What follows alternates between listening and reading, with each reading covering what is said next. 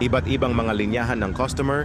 Kuya, pagawa ako cellphone, wala naman yang sira, ayaw lang mabuhay. Meron namang wala namang problema, ayaw lang mag-charge. At iba naman nagmamadaling magawa yung cellphone niya pero after fix, babanatan ka ng, sige boss, balikan ko na lang. Tapos yung iba naman kung kailan nagawa na ang cellphone, tsaka manghihingi ng tawad. At meron din kung tumawad wagas halos kalahati sa presyo mo ang tawad niya. Meron pang marunong naman daw siya mag-repair. Wala lang daw siyang gamit.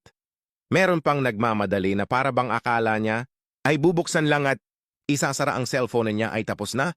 Kung minsan bubula-bulahin ka pa kesyo ere-recommenda, kita sa mga kakilala ko para makadiscount ng malaki at ang pinakamalala sa lahat, bakit daw may password yung LCD na kinabit ko?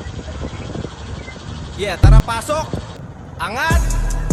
Mga boss, ako inyong nilalapitan. Sa sirang cellphone, yan ang aking lahatan. Baka may nakatambak kayo dyan. Huwag nang mag-alangan, gawin na nating pera yan.